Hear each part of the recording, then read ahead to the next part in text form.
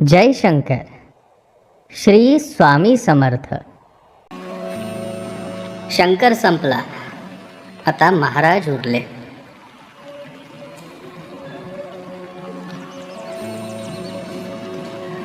स्वामींनी इतकं समजून सांगितलं तरीही शंकरच्या मनात थोडी निराशा होती की स्वामी आपल्याला सोडून गेले.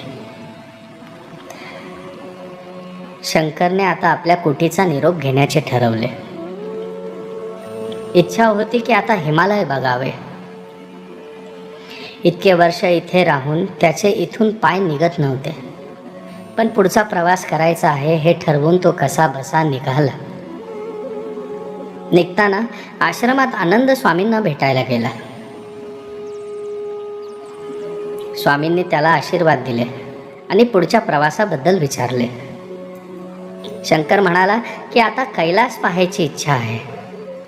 स्वामी म्हणाले की तो प्रवास खूप अवघड आहे.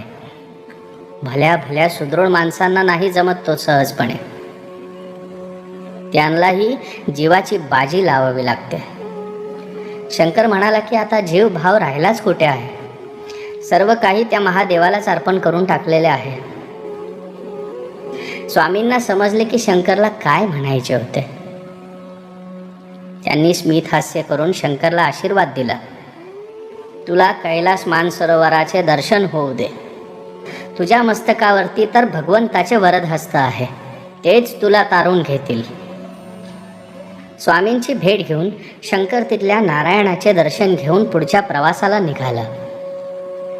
शंकर केदारेश्वरकडे नेणाऱ्या वाटेवर निघाला.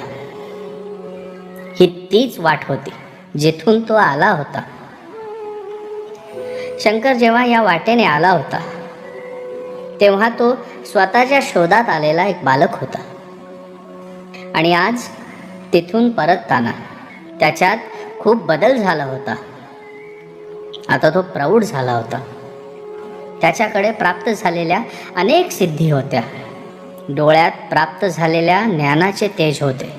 तो आपला एकटा चालला होता. इतक्यात त्याला महाराज म्हणून कोणीतरी हाक मारली. ही हाक काय आपल्यासाठी नाही म्हणून तो लक्ष न देता पुढे जाऊ लागला. पण ती हाक त्याला पुन्हा ऐकू आली. शंकर थांबून बघत होता.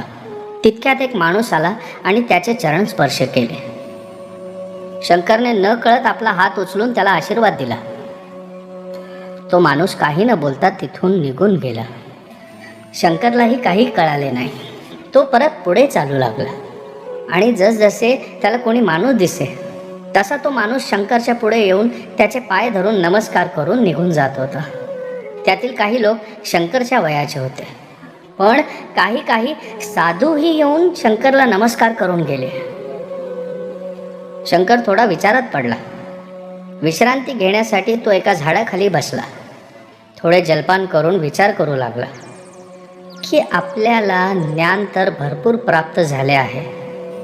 अनेक विद्या अनेक सिद्धीही प्राप्त झाल्या आहेत, पण आपण इतकेही मोठे नाही की भले भले साधू आपल्याला नमन करत आहेत. नमनही असे चरणस्पर्श करून की जणू आपण त्यांचे स्वामी आहोत. इतका विचार करून स्वतःवर शंकर हसू लागला. स्वामी, त्याला त्याचे उत्तर भेटले. लोक आपल्याला नमन करत आहेत की आपण त्यांचे स्वामी आहोत, स्वामी आहोत, स्वामी आहोत, स्वामी. म्हणजे आपल्या हृदयात जाऊन बसलेल्या स्वामींना हे सर्व लोक नमन करत आहेत. आज शंकरच्या आतला मी संपला. आज शंकरही संपला. उरले ते महाराज, शंकर महाराज. त्या दिवशीपासून शंकरचे शंकर महाराज झाले. बाळशंकर ते शंकर महाराजांपर्यंतचा प्रवास आजपर्यंत आपण पाहिलाच. कसा वाटला तो नक्की आम्हाला कमेंटमध्ये कळवावे. ही ऑडिओ सिरीज आवडली असेल तर कृपया लाईक व सबस्क्राईब करून आम्हाला प्रोत्साहन द्यावे. बाळशंकरच्या कथा तर संपल्या. आता सुरू होणार आहेत महाराजांच्या कथा. शंकर महाराजांच्या अनेक लीला.